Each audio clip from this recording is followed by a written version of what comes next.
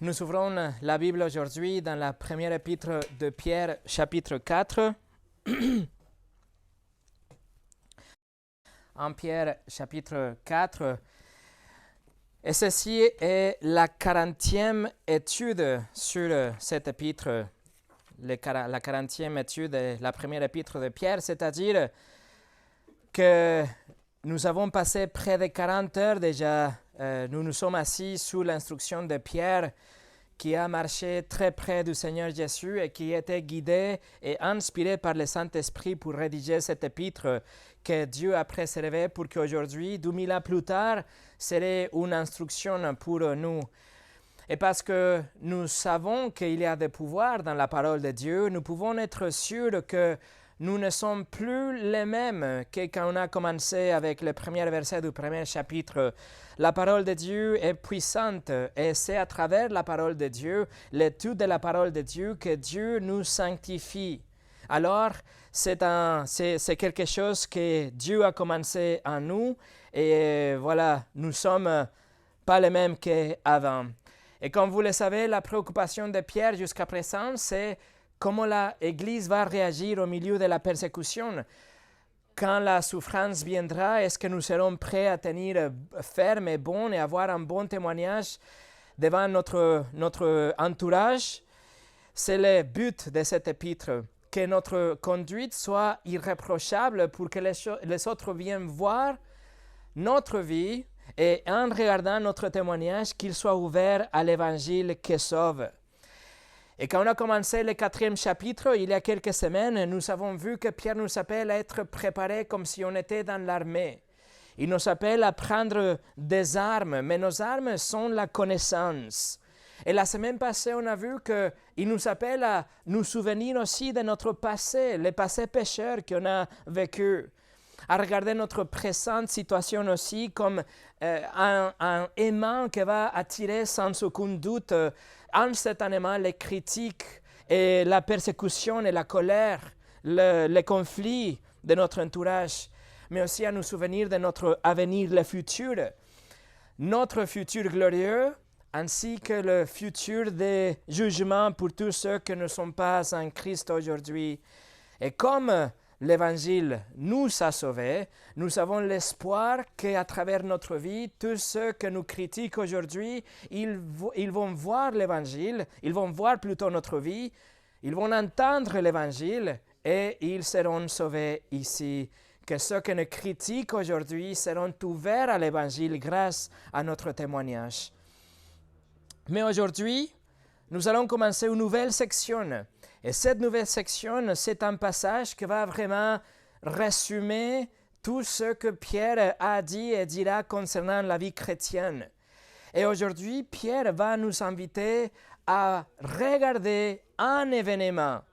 Il ne nous appelle plus à nous souvenir du passé ou voir notre vie passée ou à prendre les armes, mais regarder en avant à un seul événement à venir.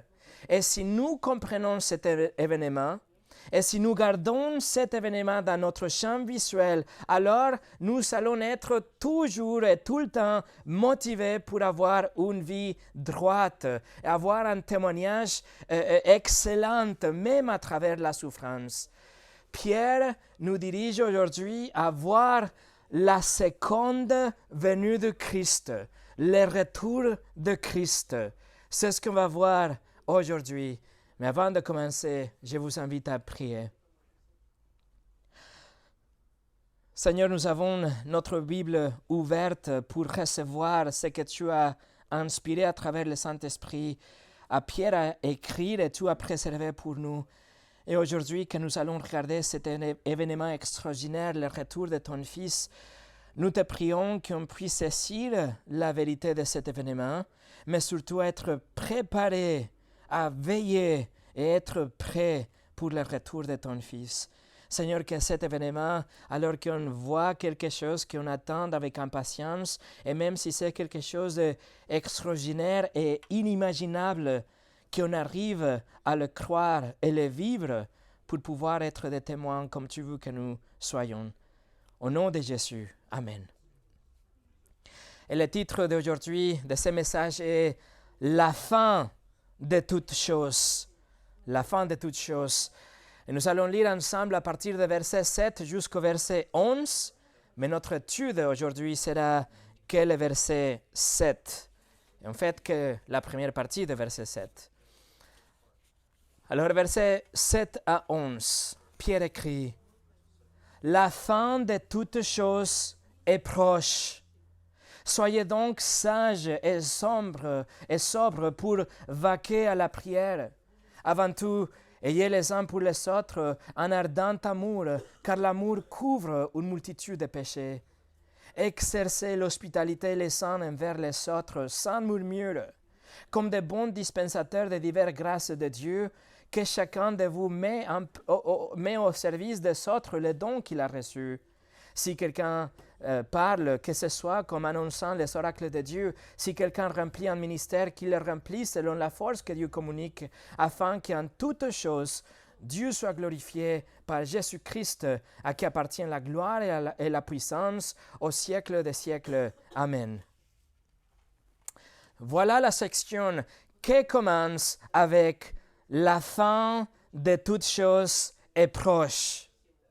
C'est ce qu'on va étudier aujourd'hui. Nous allons ouvrir cette phrase sur 3 points.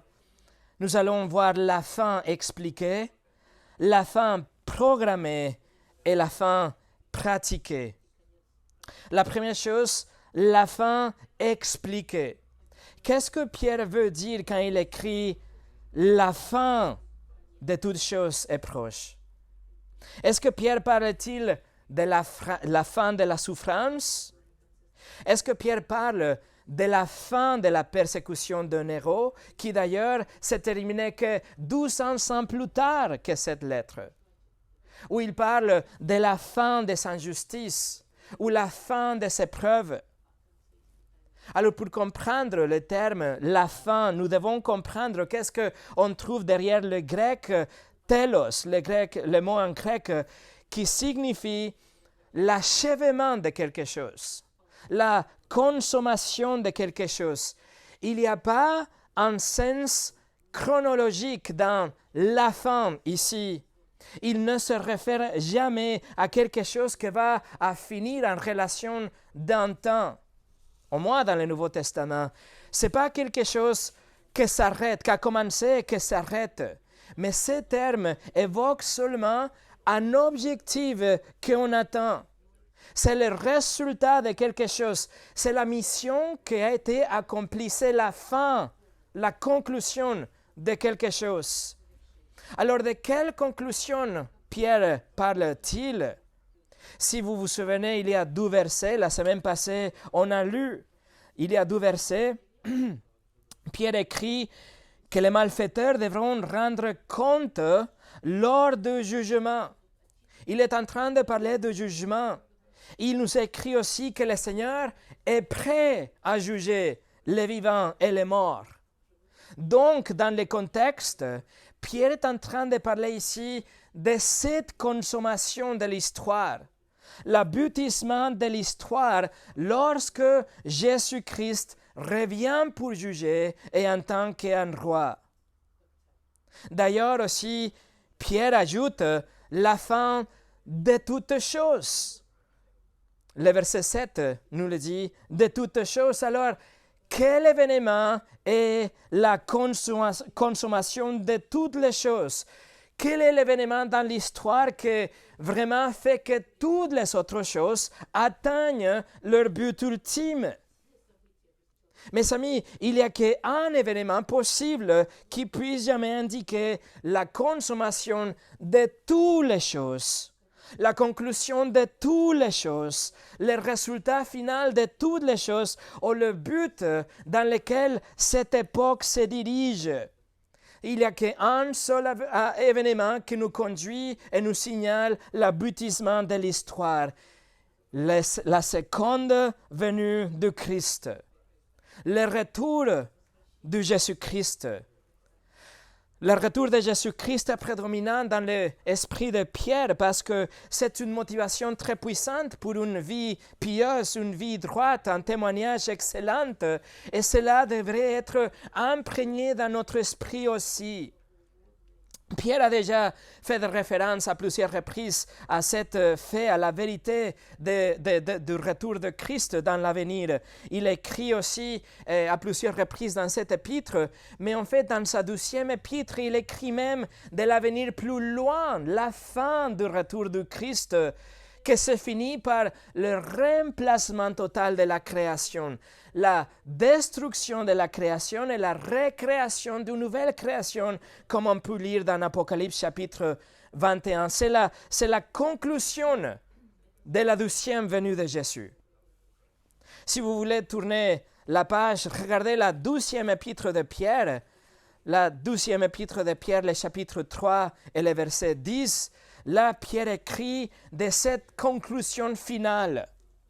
2 Pierre 3,10, le jour du Seigneur viendra comme un voleur. En ce jour, les cieux passeront avec fracas, les éléments embrassés se dissoudront et la terre avec les œuvres qu'elle renferme sera consumée. L'apôtre Paul écrit aussi par rapport au retour de Christ.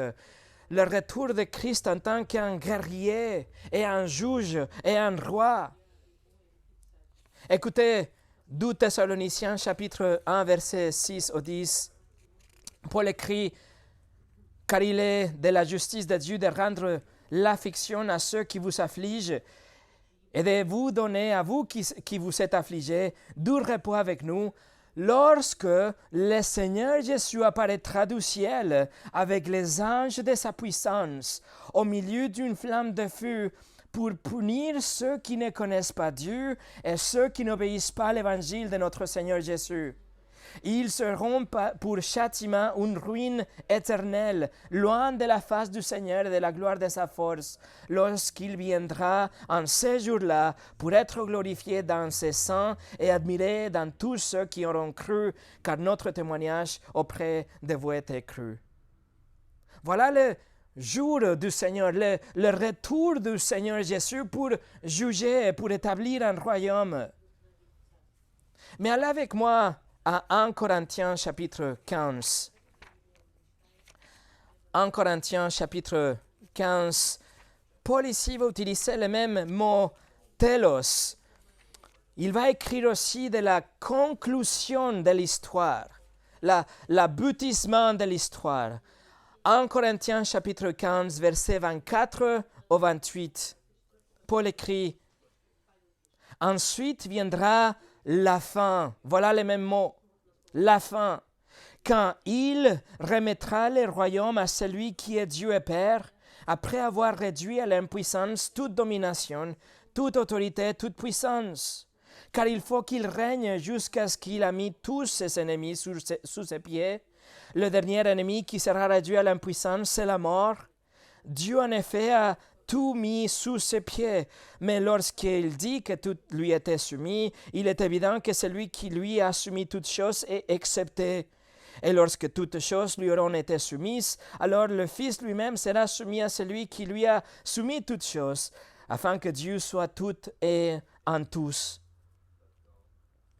Voilà la fin, la conclusion de l'histoire, le but ultime de toutes choses, l'aboutissement de notre histoire, de l'histoire de l'humanité, lorsque Jésus reviendra non pas comme un serviteur souffrant, mais en tant qu'un juge et un roi puissant, quand un royaume sera établi ici sur la terre et tout mal sera vaincu et la terre après sera détruite pour fête nouvelle. Et nous serons dans la présence de Dieu en toute sainteté, en toute perfection et dans une paix parfaite pour toujours.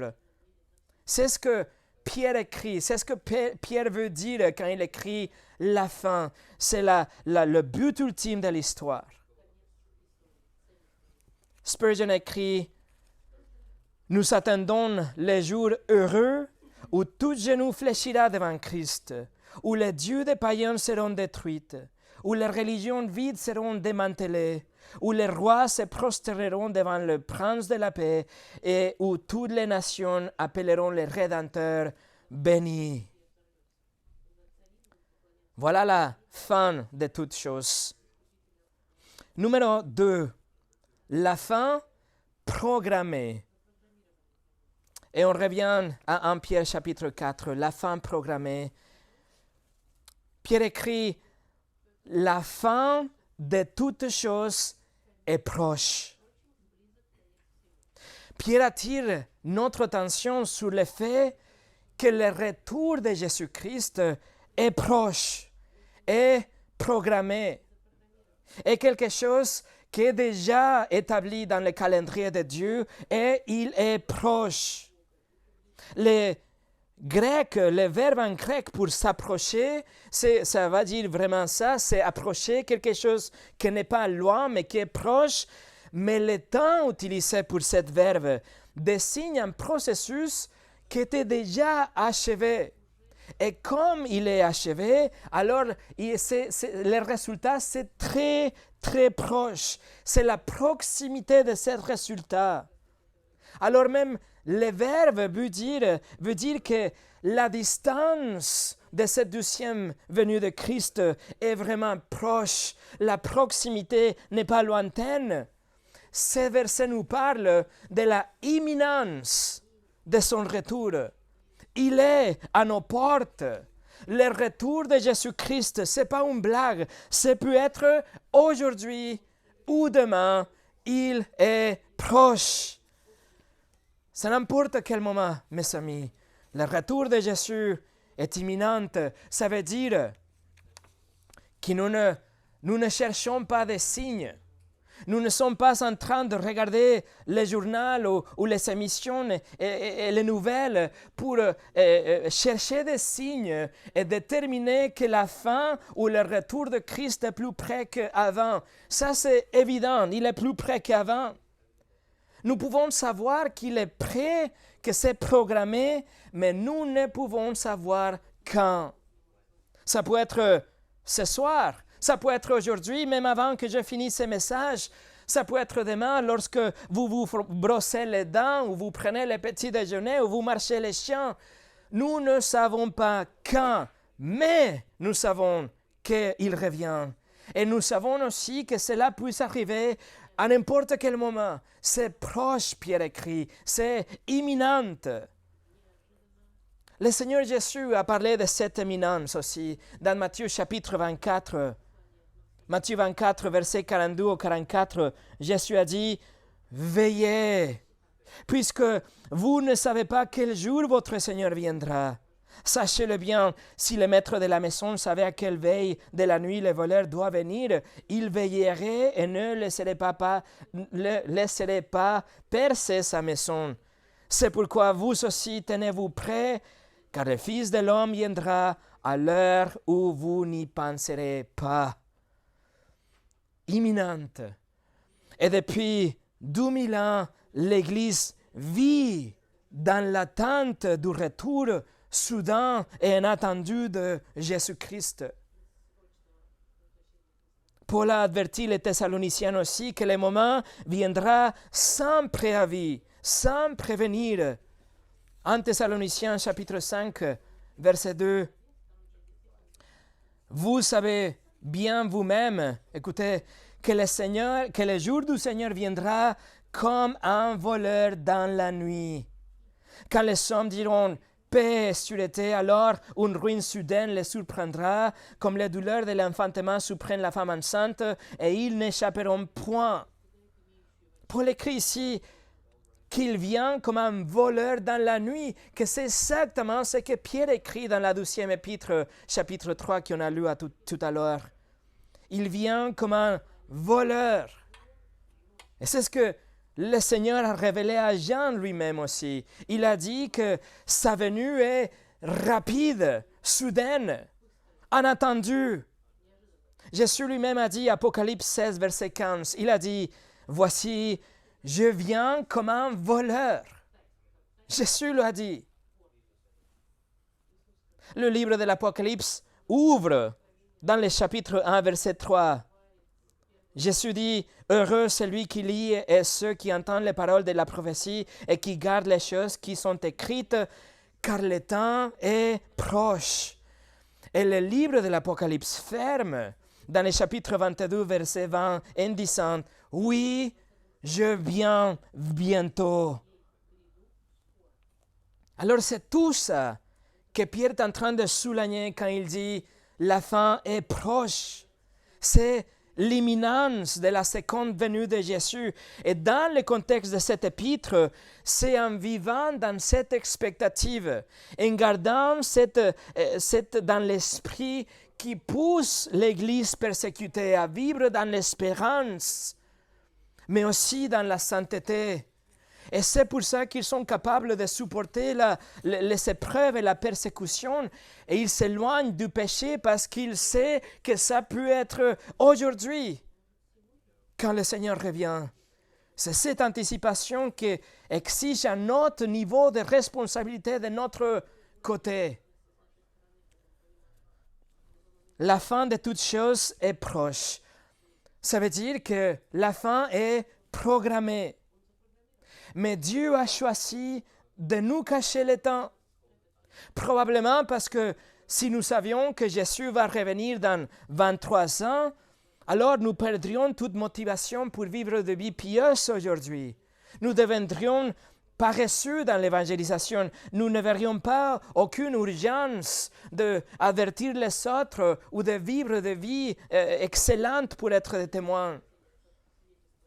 Et l'inverse est également vrai. Si nous savions que Jésus reviendrait dans 12 semaines, alors nous quitterons nos emplois et nous passerons les jours et la nuit en essayant de supplier les autres qu'ils viennent à Christ. Et ça serait la panique et le chaos total dans la planète. Donc, Dieu, dans sa sagesse, a choisi tout simplement de ne pas partager son planning avec nous. Après sa résurrection, même les disciples ont interrogé Jésus sur l'air.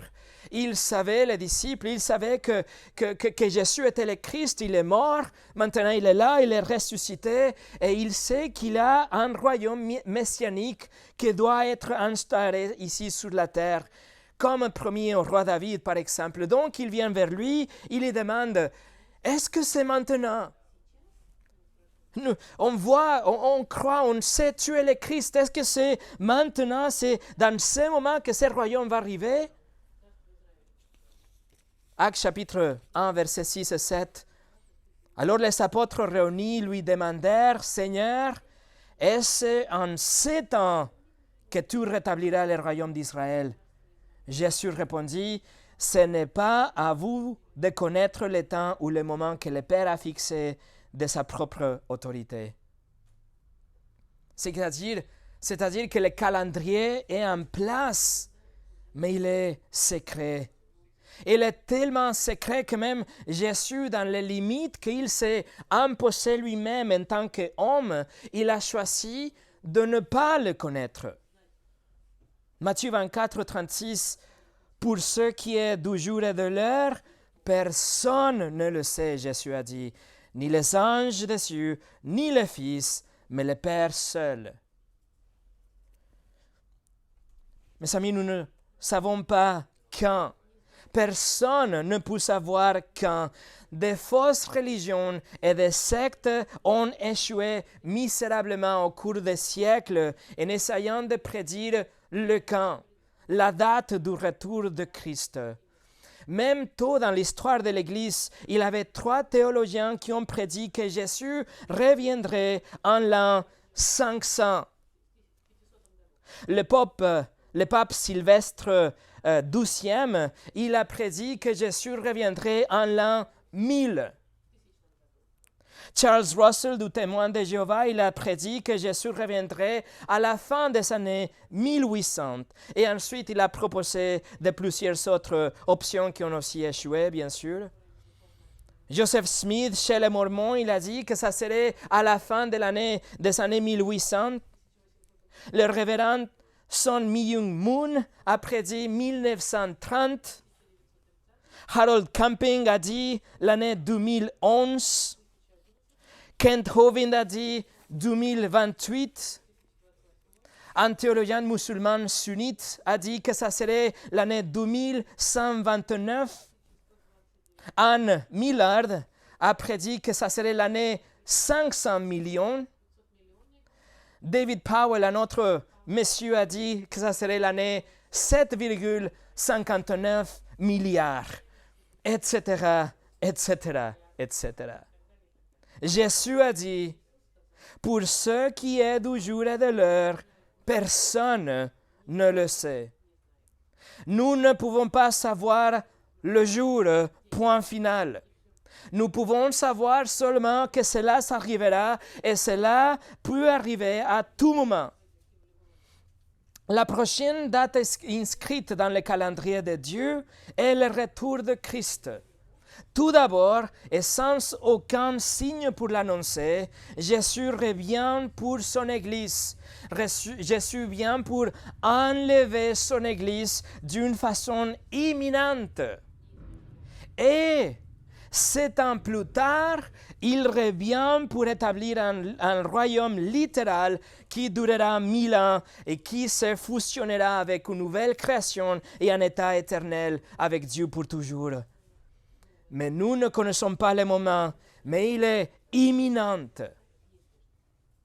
En fait, regardez encore une fois le verset 5 qu'on a étudié la semaine passée. En Pierre chapitre 4, verset 5, c'est marqué « Ils rendront compte à celui qui est prêt ». Il est prêt à juger les vivants et les morts. Le Seigneur est prêt dans le verset 5 et le retour est proche dans le verset 7. Vous voyez? Et même si vous ne connaissez pas la date pour qu'il vienne établir ce royaume, c'est quelque chose qu'on attend avec impatience. Mais la prochaine chose dans le calendrier de Dieu est l'enlèvement de l'Église. L'enlèvement de l'Église, ce moment surnaturel et extraordinaire dans lequel, dans une fraction de seconde, tous les chrétiens dans toute la planète sont enlevés dans leur corps à la rencontre du Seigneur Jésus sur les nuées. Imminente. Il n'y a pas de préavis. Allez à 1 Thessaloniciens chapitre 4. La première épître aux Thessaloniciens chapitre 4. Versets 15 au 17, 1 Thessaloniciens 4, 15 au 17, Paul écrit « Voici en effet ce que nous vous déclarons d'après la parole du Seigneur, nous les vivants, restés pour l'avènement du Seigneur, nous ne d'avancerons pas ceux qui sont décédés, car le Seigneur lui-même a un signal donné, à la voix d'un archange et au son de la trompette de Dieu, descendra du ciel, et les morts en Christ ressusciteront premièrement. Ensuite, nous, les vivants, qui serons restés, nous serons tous ensemble enlevés avec eux sur des nuées à la rencontre du Seigneur dans les airs, et ainsi nous serons toujours avec le Seigneur. Ça, c'est l'enlèvement du Seigneur, l'enlèvement de l'Église par le Seigneur. Et c'est l'événement qui met en mouvement ce que nous appelons la seconde venue de Jésus. Le premier événement de cet événement qu'on appelle la deuxième venue de Jésus est l'enlèvement de l'Église. L'Église est enlevée, suivi par 7 ans de tribulation, comme décrit dans le livre de l'Apocalypse, qui se termineront avec Christ qui revient pour établir un royaume millénaire. Et après avoir régné sur la terre pendant 1000 ans, la création est détruite et la nouvelle création est créée. C'est imminent, on a dit à plusieurs reprises. Si l'enlèvement de l'Église se produisait au milieu de ces 7 ans de la tribulation, alors il n'aurait pas d'imminence. C'est très possible, très facile de compter le nombre de jours à partir de ce moment qui a été révélé dans Daniel chapitre 9, quand un accord de paix sera signé entre le Antichrist et Israël. Ça, c'est le jour numéro 1 sur 7 ans. De sorte que nous pourrions compter chaque jour 3 ans et demi pour attendre l'enlèvement de l'Église. Pas d'imminence. Ce pacte de paix au début de la tribulation sera tellement historique que sera partout sur l'Internet. C'est l'événement le plus grand jamais couvert pour les médias et le monde sera bombardé par des notifications à ce sujet. Il ne pourra pas être manqué. Et ainsi, à partir de ces jours-là, il suffit de compter 3 ans et demi pour l'enlèvement de l'Église. Aucune imminence. Ça ne marche pas. Nous pouvons identifier le jour de cette signature, le traité de paix, et préciser exactement le jour de l'enlèvement de l'Église, 1260 jours plus tard. Et si ça ne marche pas, si l'Église n'est pas enlevée, ça veut dire qu'il suffit de compter encore une fois 1260 jours pour que l'enlèvement se produise à la fin de la tribulation. Alors, aucune imminence, ça ne marche pas. Mais, puisque on ne peut pas le déterminer, parce que c'est absolument imminent, inattendu, parce qu'il n'y a pas de préavis et son imminence est constante et partout dans la Bible, nous croyons dans un enlèvement avant la tribulation ou pré-tribulation. Et nous vivons dans l'expectative parce que cela peut arriver sans prévenir. Ça peut arriver tout de suite. En fait, si vous êtes toujours dans 1 Thessaloniciens chapitre 4, vous pouvez noter que Paul utilise « nous » dans le verset 15 et dans le verset 17. Pourquoi? Parce que l'enlèvement était tellement imminent qu'il pensait que cela pouvait se produire dans sa vie à lui. Donc il dit aux Thessaloniciens de se tenir prêts. Ça peut nous arriver, Paul écrit. Allez à 1 Corinthiens chapitre 15 encore une fois. 1 Corinthiens chapitre 15. Regardez versets 51 au 53. 1 Corinthiens 15, 51, 53. Paul écrit, « Voici, je vous dis un mystère. Nous ne mourrons pas tous, mais tous nous serons changés en un instant, un clin d'œil, à la dernière trompette. La trompette sonnera et les morts ressusciteront incorruptibles et nous serons changés. Car il faut que ce corps corruptible revête la incorruptibilité et que ce corps mortel revête la immortalité. » Paul écrit, c'est imminent. Et quand il s'arrive, ça va être instantanément. C'est le son de la trompette et nous partons. Dans un clin d'œil, Paul écrit ici, mais cela n'a pas fait référence à ce temps que ça vous prend pour cligner des yeux, mais c'est plutôt la milliseconde nécessaire pour réfracter la lumière sur la pupille. C'est rien, c'est immédiat. C'est extrêmement rapide. C'est comme ça qu'on part. L'Église est amenée au paradis tout de suite. Et la colère de Dieu se déchaîne sur la terre. Et pendant les prochaines 7 ans, ce seront les 7 pires années dans l'histoire de l'humanité selon Jésus. Et le reste de l'humanité qui est laissé en arrière va subir ces colères. Alors pourquoi c'est imminent? Pourquoi c'est imminent alors que depuis 2000 ans, cela ne n'est pas produit? Pourquoi? Réponse, parce que Dieu est bon. Parce que Dieu est patient, parce que Dieu est miséricordieux, parce que Dieu vous donne encore une fois de temps pour vous repentir de vos péchés et pour placer votre confiance en Jésus pour votre éternité. Parce que si vous mourrez dans vos péchés, Dieu va vous juger et vous serez condamnés à l'enfer pour l'éternité pour avoir violé ses lois.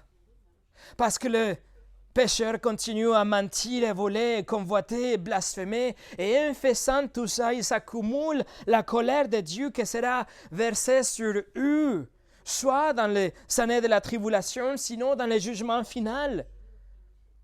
Dieu est patient parce que si l'enlèvement de l'Église a lieu aujourd'hui, vous seriez abandonnés et aurez à subir la tribulation dont on a parlé. Dieu est patient parce que Dieu est riche en miséricorde. Il donne aux non-croyants un autre jour, à notre sermon, à notre heure, à notre minute pour vous repentir et placer votre confiance en Jésus et croire en lui, que seulement à travers lui et grâce à lui, vous pouvez être purifié de votre crime. Vous pouvez être pardonné, avoir une vie parfaite, même si vous ne l'avez pas vécue, car Jésus échange sa robe immaculée pour vos vêtements sales et déchirés. Il échange votre péché pour sa perfection. Et il a pris en lui la colère que devrait se abattre sur vous aussi.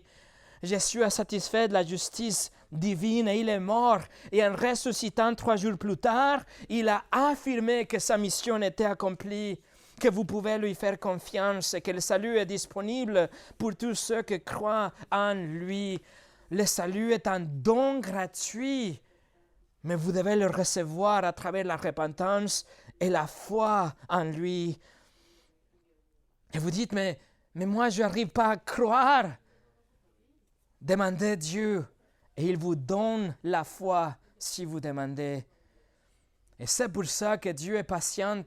C'est pour ça que Dieu attend, et il attend, et il attend un autre moment. Mais la trompette sonnera, et Jésus vient pour son Église. N'en doutez pas, la fin est proche, Pierre écrit, et plus proche que jamais. Numéro 3, la fin pratiquée. Nous avons expliqué qu'est-ce que ça veut dire la fin de toutes choses et comment elle est proche. Mais maintenant, comment cela m'affecte-t-il concrètement? Que devons-nous faire face à l'imminence du retour de Christ? Et la réponse est soyez prêts. On va aller ensemble à l'évangile de Luc, Luc chapitre 12. Luc chapitre 12, et on va lire versets 35 au 40. Luc 12, 35 au 40. C'est Jésus qui parle, il dit « Que vos reins soient sains et vos lampes allumées, et vous soyez semblables à des hommes qui attendent que leur maître revienne de noces, afin de lui ouvrir dès qu'il arrivera et frappera. Heureux ou bénis ces serviteurs que le maître à son arrivée trouvera veillantes. Je vous le dis en vérité, il se scindra et les fera mettre à table et s'approchera pour les servir.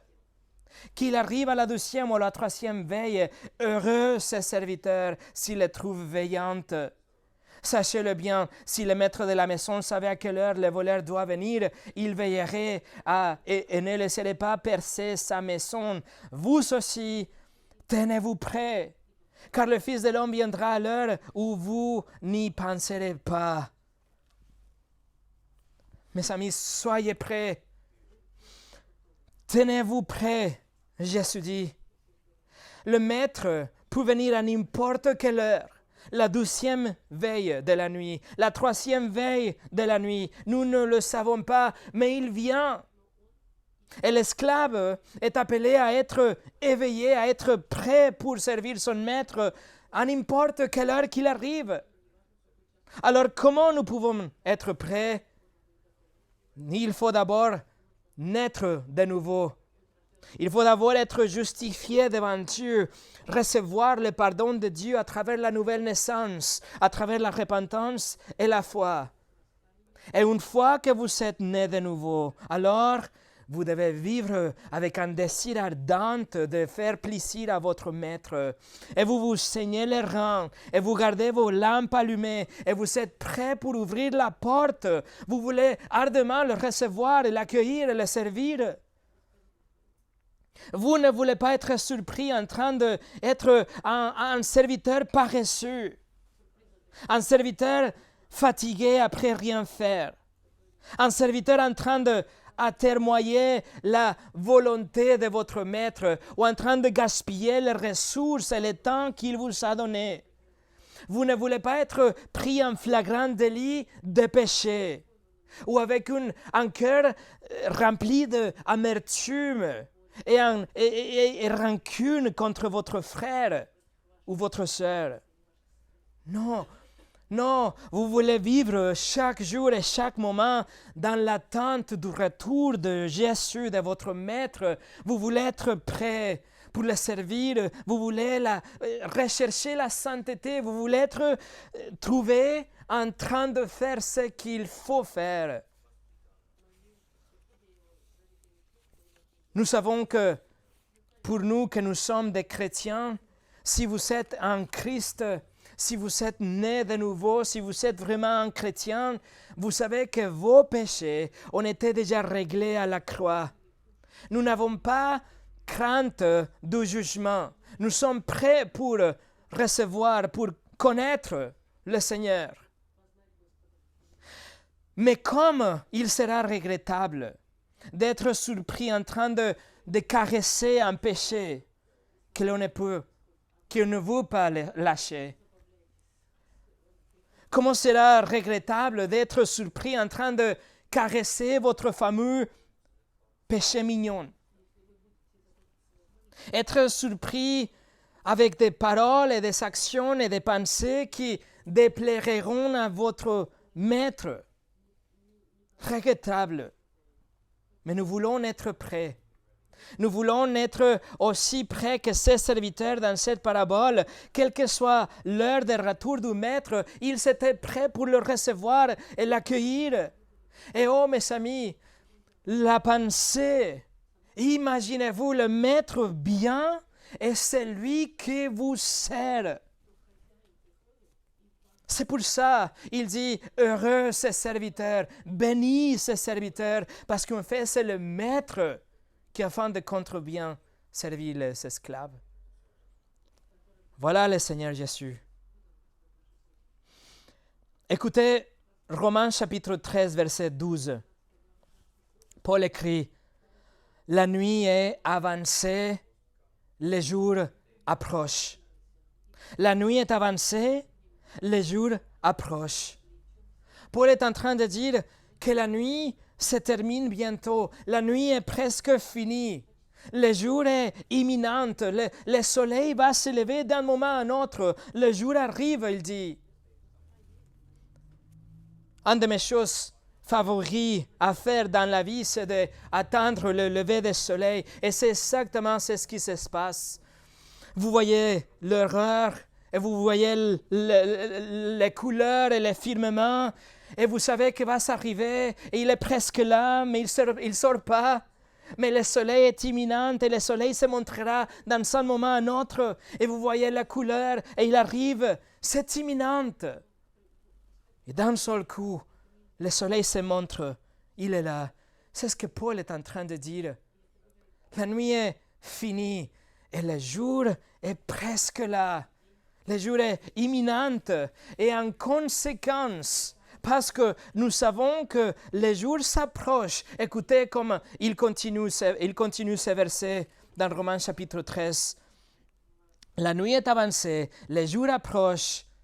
Donc, dépouillons-nous donc des œuvres des ténèbres et revêtons les armes de la lumière. Marchons honnêtement comme en plein jour, loin des orgies et l'ivrognerie, de la luxure et de la débauche, des querelles et des jalousies. Mais revêtez-vous du Seigneur Jésus-Christ et n'ayez pas soin de la chair pour en satisfaire les convoitises. Vous voyez la motivation pour ne pas tomber dans la tentation, pour ne pas tomber dans le péché? La motivation pour se débarrasser de toutes choses en relation avec l'obscurité et pour marcher comme dans un plein jour et pour ne pas chercher à satisfaire la chair. La motivation pour tout ça est que le jour est presque arrivé. C'est dans un instant, dans une seconde, le Seigneur revient. La même idée, on peut la voir dans le livre de Jacques, l'épître de Jacques, chapitre 5, versets 7 et 8. Écoutez, « Soyez donc patients, frères, jusqu'à l'avènement du Seigneur. Voici, les laboureurs attendent le précieux fruit de la terre, prenant patience à son égard, jusqu'à ce qu'il ait reçu le pluie de la première et de l'arrière-saison. Vous aussi, soyez patientes, affermissez vos cœurs, car l'avènement du Seigneur est proche. » La même chose, Jacques, dans son épître, que d'ailleurs est le document le plus ancien du Nouveau Testament dont nous disposons, datant probablement de l'année 40 après Jésus, et il dit à ses frères, « Soyez patients jusqu'à l'avènement du Seigneur, car il est proche. » Il a pensé que Jésus aurait pu revenir au cours de leur vie, seulement 10 ans après la résurrection. Et il dit, soyez patientes comme un agriculteur, affermissez vos cœurs, car le 12e avènement du Seigneur est proche. Et vous voyez, savoir que le retour de Christ vient, mais ne sachant pas quand il reviendra, stimule notre poursuite de la sanctification et notre implication dans l'œuvre de l'Évangile. Et c'est ça l'aspect pratique de savoir que la fin de toutes choses est proche. Soyez prêts, tenez-vous prêts. MacArthur a dit, il écrit, « Vivre avec la réalisation que la première étape du retour du Seigneur, l'enlèvement de l'Église est proche, dynamise les croyants pour une vie sainte. » Et pour finir, pour le reste de notre épître de 1 Pierre, Pierre va continuer à donner des instructions à l'Église. Il va continuer à nous dire que notre conduite doit être excellente, mais tout ça est encadré dans le fait que le Seigneur revient d'une façon imminente. C'est imminent qu'on va être devant le Seigneur Jésus. Et donc cet esprit, ces connaissances doivent façonner nos actions et notre témoignage et notre amour les uns vers les autres, notre implication dans la vie des autres, etc. Mes amis, la fin de toutes choses est proche. Non seulement elle est imminente, non seulement elle est proche, mais elle n'a jamais été aussi proche qu'aujourd'hui. Et ça, c'est une arme puissante. C'est une motivation pour vivre comme il faut vivre en tant qu'une Église. Et notre témoignage dans notre vie et dans notre Église va se déborder à tous ceux qui sont autour de nous. La fin de toutes choses est proche. Et comme la fin est imminente, cela doit nous inculquer aussi le désir d'une pureté constante, de nous éloigner de la tentation et le péché et grandir dans la sanctification et la connaissance de notre Sauveur, le Seigneur Jésus-Christ, comme notre Seigneur et notre Roi. Et la fin de toutes choses est proche. Nous devons avertir les autres. Nous devons les implorer de se repentir et se confier à Jésus aujourd'hui. On n'a pas le temps. La fin est proche et il peut qu'il n'y ait pas de lendemain pour les non-croyants. La fin de toutes choses est proche. La fin est plus proche que jamais. Prions.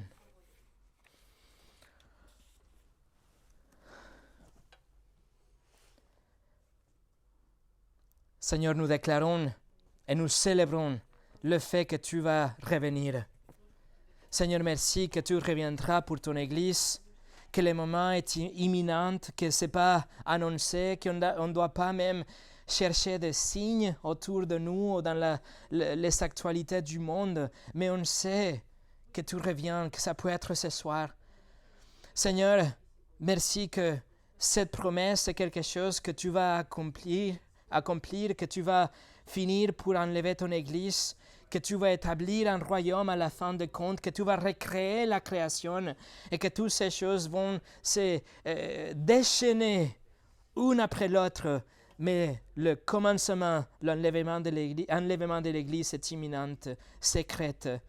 Seigneur, nous prions, je prie, que chacun de mes frères et mes sœurs ici, nous soyons prêts.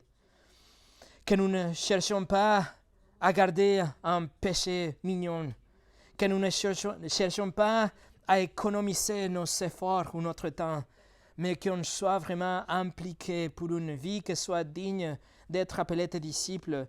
Que les gens autour de nous voient notre vie et qu'ils se posent des questions, mais que nous soyons actifs pour aller leur parler. Seigneur, donne-nous du temps, même si le temps est proche. Au nom de Jésus. Amen.